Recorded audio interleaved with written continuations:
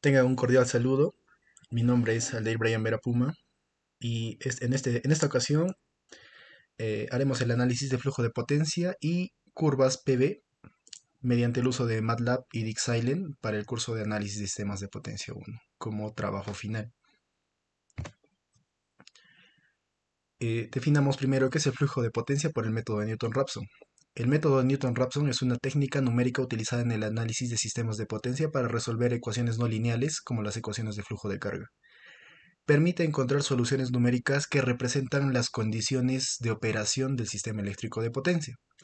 Básicamente lo que vamos a hacer en este método iterativo es hallar o trazar rectas tangentes a la curva y proyectarlas hacia el eje de las abscisas para obtener valores de x cada vez más próximos que de alguna u otra forma tienen que cumplir con un margen de error admisible, ¿no?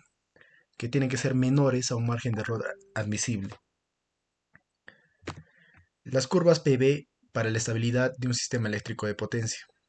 En un sistema eléctrico de potencia, las curvas PV, que vendrían a ser las curvas en relación de potencia y voltaje, es una representación gráfica de la relación entre la potencia activa y el voltaje en un punto específico del sistema. La curva PV muestra cómo la potencia activa varía en función del voltaje.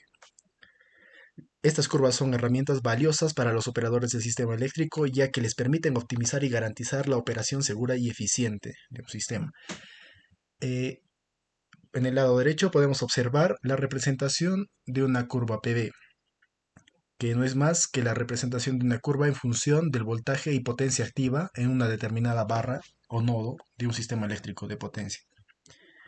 De ella podemos determinar el punto más crítico, que es el PMC, que vendría a ser el vértice de la curva, que nos va a representar el punto máximo de carga. Dicho punto va a separar dos regiones, que una es la zona estable en la parte superior y la otra en la zona o la región inestable. Eh, Estos van a tener un margen de estabilidad, ¿no? Porque de acuerdo con las normativas de calidad y servicio eléctrico, vamos a determinar que un sistema eléctrico puede variar la tensión en más menos 5% el valor nominal. Es decir, que si el valor es 1 en PU, que vendría a ser el 100% o la capacidad nominal, debería variar solo en 1.05 o 0.95 en PU, es decir, en más menos 5% para determinar una región estable o óptima de operación que vendría a estar delimitada por estas dos líneas punteadas. Para poder graficar la curva PV en cualquier barra de un sistema eléctrico, primero debemos hacer un desarrollo matemático. Nos vamos a guiar de un circuito equivalente unifilar de un sistema eléctrico de potencia que va a constar de dos nodos o de dos barras, uno emisor y uno receptor. El nodo 1 va a ser el emisor y el nodo 2 va a ser el receptor, ya que en la parte izquierda del lado 1 vamos a tener el generador y del lado 2 la carga o punto de consumo. De este circuito equivalente podríamos determinar por la ley de Kirchhoff que la tensión en 1 va a ser igual a la tensión en 2, estas expresadas en su forma fasorial E de 1 y E de 2, más la reactancia o impedancia compleja de la línea multiplicada por la corriente. Podemos desarrollar esta corriente en función de la potencia aparente y de la tensión en 2. Para hallar la corriente por estas dos variables, debemos aplicarle la transpuesta, que no es más que multiplicarle por menos 1 al ángulo del fasor, para hallar el valor real del ángulo, ¿no? Por eso lleva un asterisco acá, la transpuesta. Es decir, que la tensión en 1 por la tensión en 2 transpuesta es igual a la tensión en 2 transpuesta por el anterior término que ya teníamos aquí. De esta forma, como estamos multiplicando tensión transpuesta a la corriente en función de la tensión en 2 y la potencia aparente en 2, la transpuesta se va a aplicar para ambos términos y podríamos simplificar tensión en 2 transpuesta por tensión sobre tensión en 2 transpuesta. Entonces, de esta manera tendríamos la siguiente ecuación, que vendría a ser que la tensión en 1 multiplicado por la tensión en 2 transpuesta va a ser igual al voltaje al cuadrado de la tensión en 2 más la impedancia de la línea multiplicada por la potencia aparente en 2 transpuesta, suponiendo que la tensión en 1 va a tener un ángulo de fasor igual a 0 y la tensión en 2 un ángulo de fasor diferente de 0.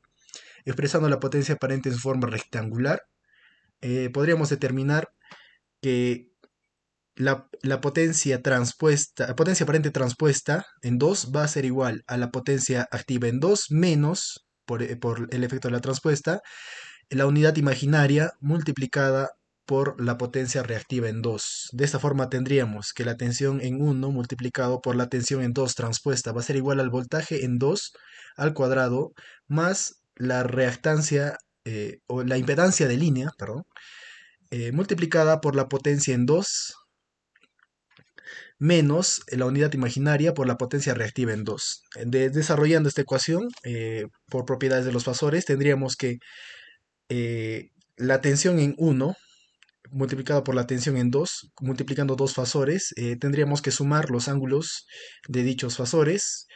Por el efecto de la transpuesta en la tensión en 2, tendríamos el ángulo phi negativo, ¿no? Entonces, esto va a ser igual a la tensión en 2 al cuadrado más la resistencia de línea multiplicada por la potencia activa en 2 menos la unidad imaginaria por la resistencia de línea multiplicada por la potencia reactiva en 2 más la unidad imaginaria multiplicada por la reactancia de la línea multiplicada por la potencia activa en 2 más la reactancia multiplicada por la potencia reactiva en 2, ¿no? Por propiedades trigonométricas y como ya sabemos el desarrollo de un fasor en su forma rectangular, en función de sus ángulos podríamos determinar que la tensión en 1 multiplicada por la tensión en 2 para la parte real va a estar multiplicada por el coseno del ángulo, menos la tensión en 1 por la tensión en 2 para la parte imaginaria multiplicada por el seno del ángulo, ¿no?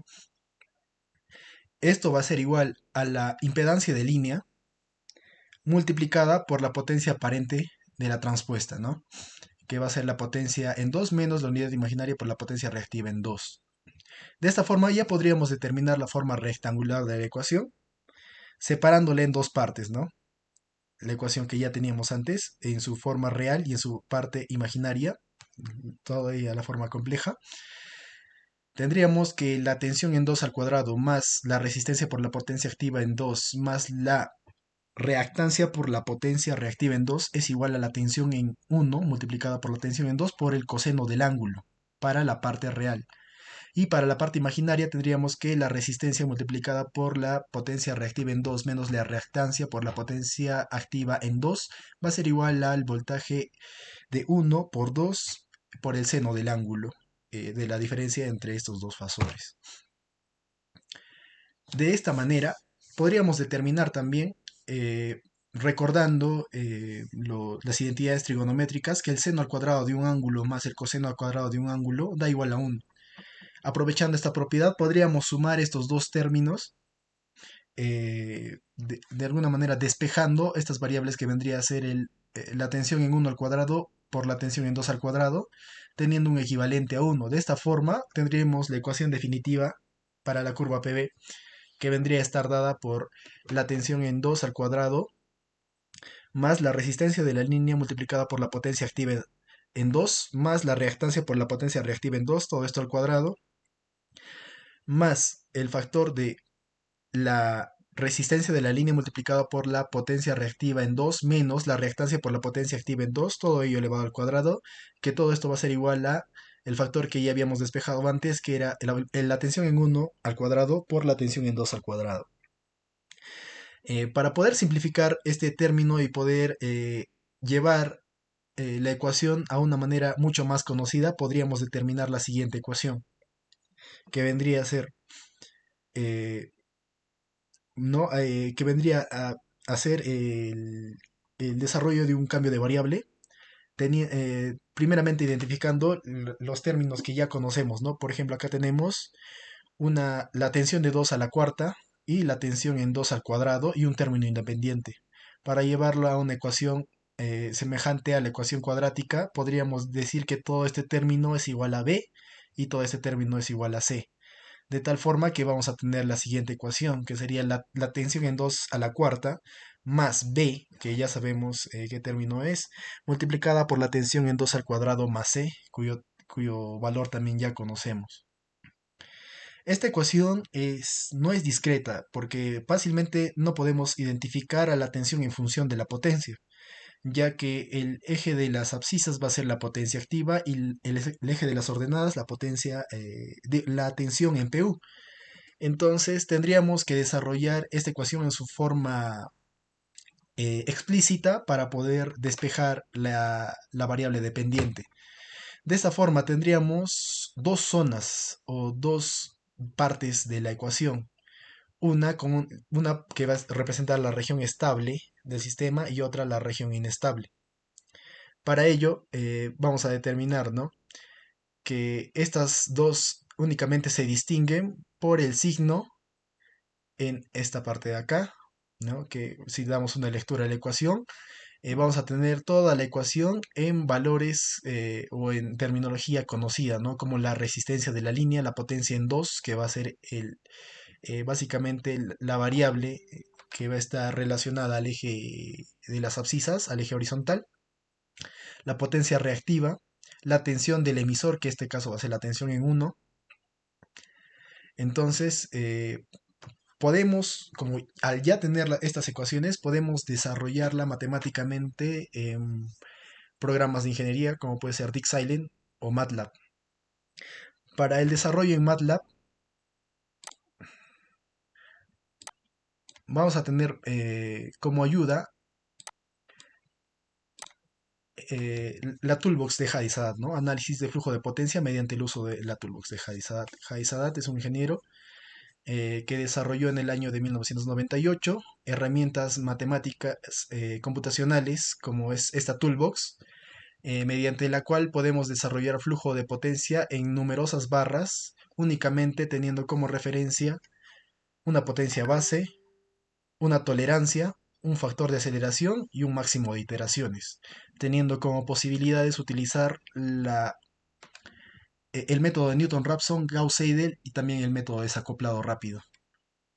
Para este ejercicio, que está en el libro de Power System Analysis del año de 1999, del mismo autor, de Hadisadat, tenemos un ejercicio con 5 barras, 3 generadores, 1 slack, 2 PB, así como 2 barras PQ, teniendo en total 4 cargas, ¿no?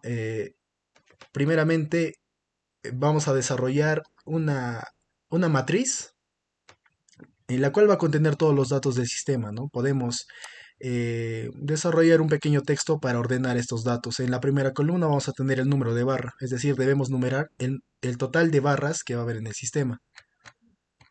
Entonces,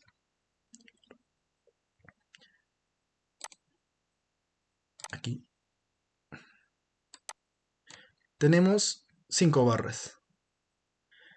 Colocamos el número total de barras y el código 1 va a hacer referencia a la barra slack, es decir, vamos a colocarle este 1 a la barra que va a ser de referencia. El número 2 va a ser para barras PB, se la debemos colocar a cuáles van a ser las barras PB. En este caso va a ser la barra 2 y 3. 2 y 3 son barras PB, en donde el valor de la tensión en PU es conocido, así como la potencia activa que entrega el sistema. Y el número 0 reservado para las barras PQ, en las cuales lo único que vamos a saber es la potencia que consumen. Como es bien sabido, en una barra eh, slack vamos a conocer la magnitud en PU, así como su ángulo. Y como es de referencia, el ángulo siempre va a tender a ser a cero. Entonces, tenemos 1.06 para la barra PB, 1.045 para la barra PB en la barra 2, 1.03 para el generador PB en la barra 3 y valores de 1 que van a ser función de valor semilla a partir de las cuales se va a comenzar a hacer las iteraciones porque son valores desconocidos por ahora para las barras 4 y 5, teniendo como valores semilla de los ángulos en todos en cero, pues son valores desconocidos, salvo el valor de la barra slack que siempre es cero, por eso es de referencia. También en este apartado, en P y Q para la carga, vamos a poner únicamente la potencia que es consumida en cada una de las barras. Como podemos ver, todas las barras presentan carga, a excepción de la barra número 1, que es la barra de referencia. Entonces tenemos una potencia consumida en la barra 2 de 20 megawatts y en potencia activa, y en potencia reactiva 10 megavoltios reactivos. En la barra 3 vamos a tener un consumo de 20 megawatts y 15 megavoltios reactivos. En la barra 4 vamos a tener 50 megawatts y 30 megavoltios reactivos. En la barra 5 60 megawatts y 40 megavoltios reactivos. De esta forma, también podemos poner la potencia que entregan cada uno de los generadores al sistema. Este dato no es conocido para la barra de referencia o la barra slack, sino que es conocido para las barras PV, ¿no? Donde tenemos en el generador 2 que va a entregar una potencia activa de 40 megawatts y el generador 3 una potencia activa de 30 megawatts. A partir de ahí ya habría concluido hubiéramos completado el llenado de datos con respecto a las barras y pasaríamos a llenar los datos de la línea, ¿no? En total, en este sistema vamos a tener una, 2, 3, 4, 5, 6 y 7 líneas. Y vamos a enlazar las barras, digo, las líneas. Claro, vamos a enlazar las barras con respecto a las líneas que van de una a una. Por ejemplo, la línea que va de 1 a 2 tiene una impedancia en PU de 0.02 más J 0.06 y la ponemos aquí en la parte real y en su parte imaginaria. Así también tenemos la opción de poner la susceptancia de la línea en caso de que estuviéramos modelando en pi, ¿no? Y también la posición del tap del transformador si es que tuviéramos un transformador. En este caso, este no es el caso. Completamos el llenado de datos. Por ejemplo, la última línea es de 4 a 5. La línea que va de 4 a 5 tiene una impedancia de 0.08 más J 0.24. Y aquí está 0.08, 0.024. Lo que procedemos a hacer es citar a las toolbox, como es la LFYBAS, que vendría a determinar la matriz de admitancias. eh, y LF vendría a hacer referencia al load flow, ¿no? O flujo de carga. Vamos a imprimir también esta matriz y vamos a elegir el método por el cual vamos a imprimir en nuestros datos, ¿no?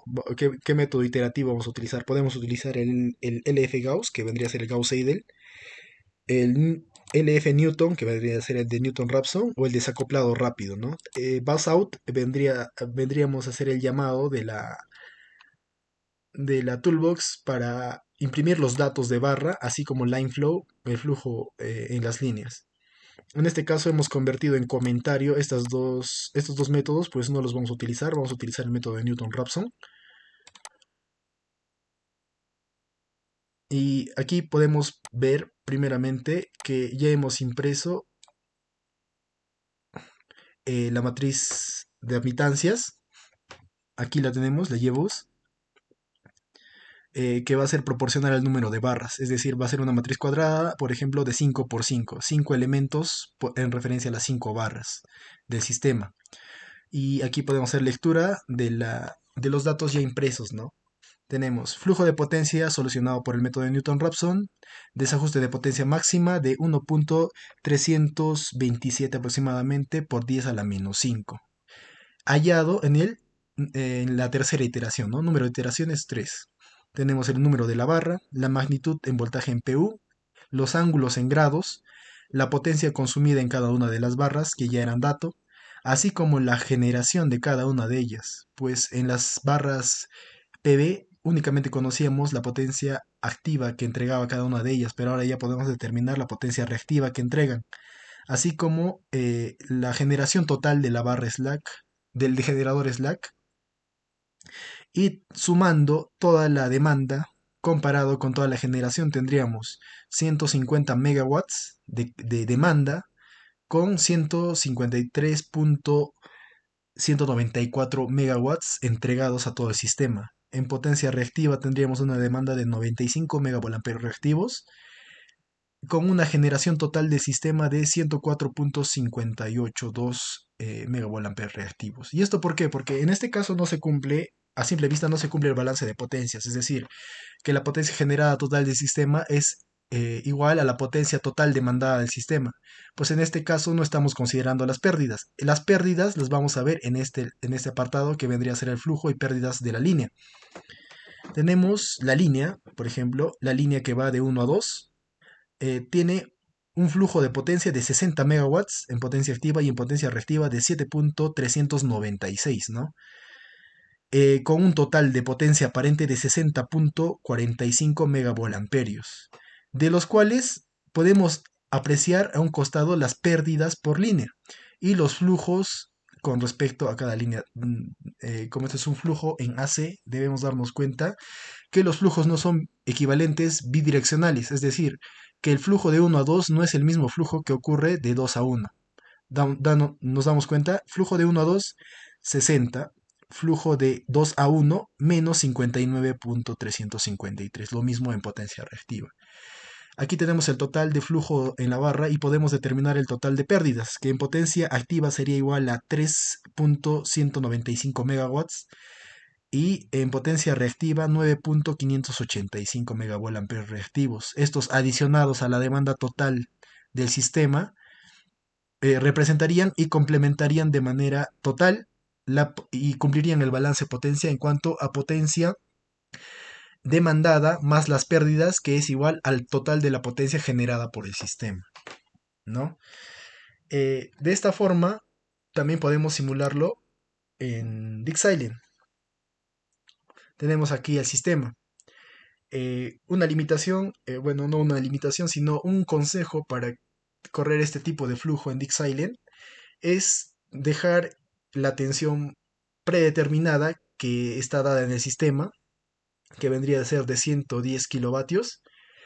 Esta, bueno, ¿no? Por la siguiente ecuación, ¿no? Que podríamos incrementarla acá.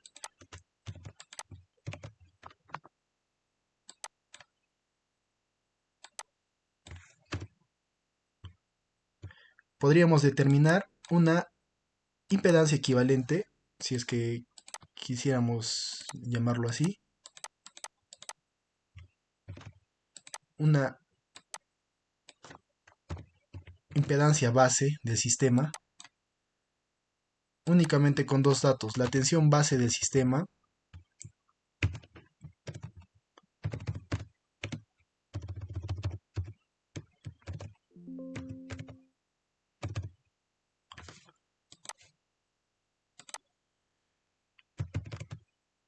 la tensión base del sistema va a ser igual a la tensión al cuadrado entre la potencia aparente. De esta forma podríamos determinar la impedancia base del sistema. Para este caso tendríamos que va a ser igual a 110 elevado al cuadrado, 110 kilovoltios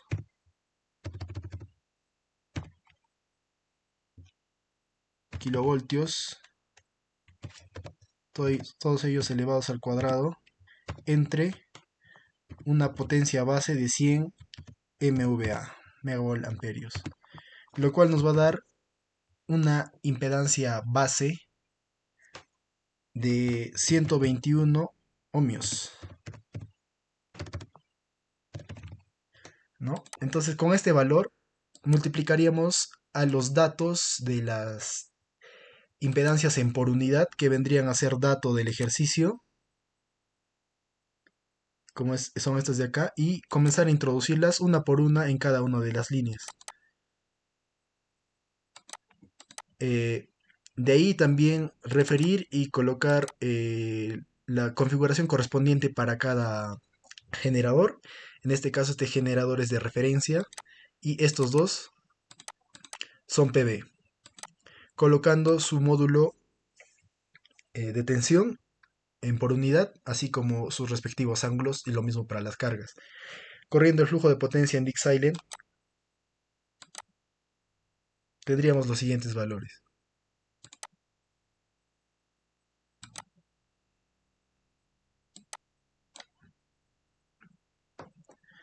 Para el caso de la barra 1, conservamos los mismos valores, que tendríamos 1.06 en por unidad con ángulos de 0 en grados sexagesimales.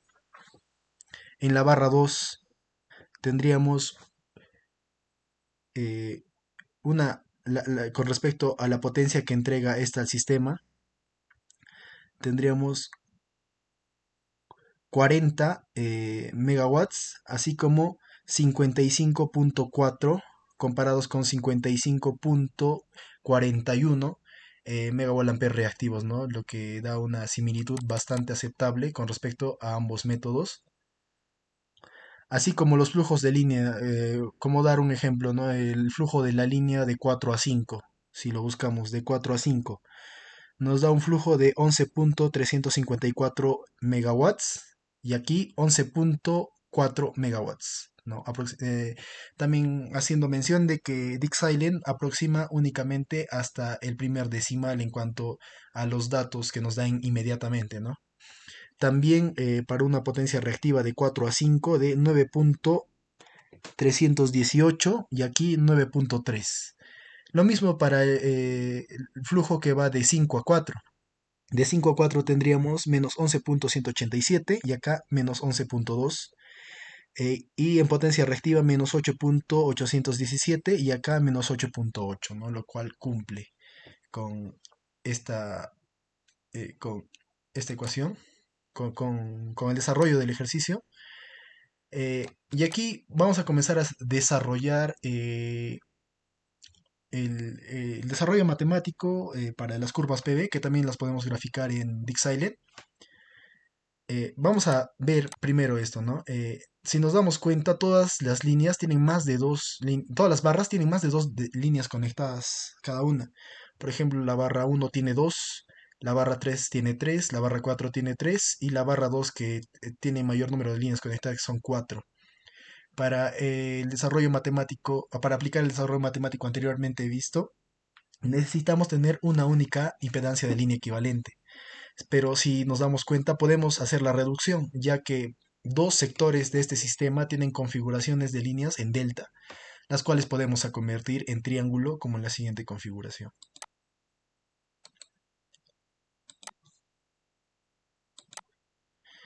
Este es el mismo caso de la línea anterior con los mismos valores de carga, tensión, únicamente que en este caso hemos cambiado la configuración delta de las líneas que iban de 4 a 2, de 2 a 5 y de 4 a 5 a una configuración en estrella, únicamente aumentando una única barra ficticia, ¿no? Que va a ser la barra 6. En este caso hemos cambiado las impedancias de las líneas a su equivalente en estrella y si corremos flujo de potencia podemos darnos cuenta que la tensión en las barras, así como la potencia entregada total al sistema, es la misma, no ha cambiado nada porque simplemente hemos hecho una configuración de un sector del sistema a su configuración en estrella, ¿no? Entonces, de esta forma, también podríamos desarrollarlo en MATLAB.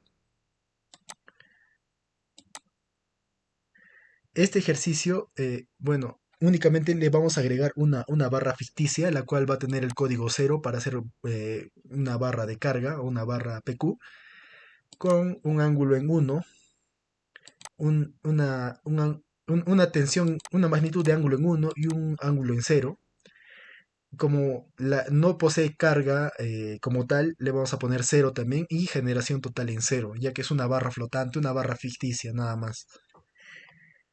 Y vamos a cambiar la configuración de las conexiones. Si bien antes teníamos una configuración de únicamente de 7 líneas, en este caso por esta configuración vamos a cambiar las líneas, ¿no? Por ejemplo, van a haber líneas que van a ir de 2 a 6, de 4 a 6 y de 5 a 6 debido a la nueva configuración. Entonces, llenamos nuevamente los datos con su equivalente en estrella y del desarrollo matemático anterior, como ya tenemos una sola única línea equivalente, podemos determinar los valores, ¿no? de esa misma ecuación, pero reemplazando la tensión que anteriormente veíamos como 1, que era la tensión de acá, E de 1 como E de 6, porque va a ser la barra emisora, y la tensión de E de 2 como la tensión en 5. Estos valores los podemos extraer del desarrollo matemático hecho por Haisadat. Si abrimos las toolbox, podemos darnos cuenta que utilizan la identificación de elementos de la matriz que hemos ingresado, así como de la matriz de salida, donde se imprimen los datos, y podemos extraer los datos. Por ejemplo, VM vendría a ser la tensión en la barra, entonces el N vendría a ser el número de la barra. Entonces podríamos citar fácilmente para identificar el VM de 6, simplemente lo citamos y le ponemos el número de la barra, ¿no? Haciendo el desarrollo de este primer renglón para la parte roja de la curva, que vendría a ser la región estable, así como la otra que es la región inestable del sistema. Imprimimos la imagen, siempre colocando los parámetros de impresión. Por ejemplo, vamos a definir PT como potencia, que va a tener unos límites desde cero, y este valor es un valor aproximado, ¿no? La gráfica va a salir primero desalineada, entonces debemos comenzar a darle valores hasta reajustar la gráfica, ¿no? Hasta que sea precisa o agradable a la vista.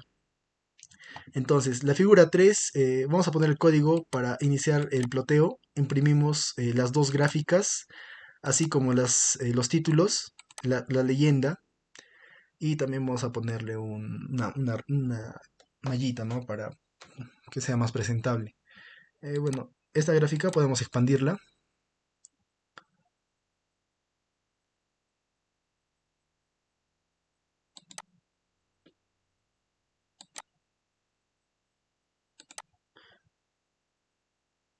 Y aquí tendríamos la gráfica.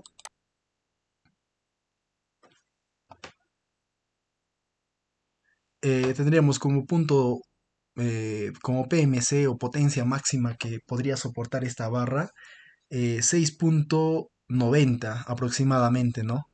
Hemos logrado graficar la barra PB, y la simulación en Dixilent nos dirá si tenemos la razón o no con respecto a los valores obtenidos.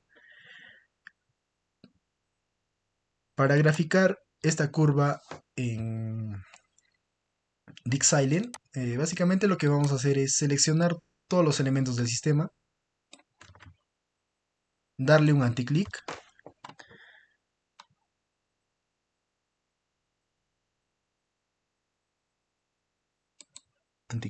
listo, y vamos a ejecutar el script. Y aquí podemos obtener, entre otras gráficas, como el reporte de fallas. También podemos obtener el armónicos en contingencia. Y aquí tenemos las curvas PB, ¿no? Le damos OK y le damos ejecutar. Obviamente yo ya lo ejecuté y grafica las siguientes barras, ¿no? Las siguientes curvas. Con respecto a la barra 1, 2, 3, 4, 5 y 6, ¿no? Que hemos obtenido de simular el anterior ejercicio. Podemos ver que esta curva es la curva referente a la barra número 5, a la barra objeto de análisis. Y si nos damos cuenta, bueno, vamos a acercar,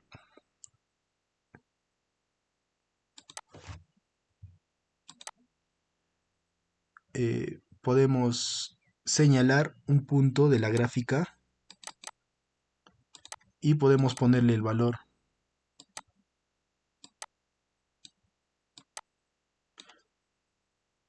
Haciendo un zoom, vamos a determinar que tenemos en megawatts el punto de máxima carga sería 690.465, muy similar a los 600, a los 6.90, ya que esta potencia está en PU, 6.90, 331 megawatts, lo cual nos hace ver que la obtención de la gráfica ha sido demasiado acertada, con mínimos márgenes de error que pueden estar dados por la fijación del punto, que ha sido manual con respecto a la curva. Entonces, de esta forma hemos logrado graficar la curva PV para un sistema eléctrico de potencia, ¿no? Por ambos métodos. Esto sería todo por mi parte. Espero que el video les sirva y muchas gracias.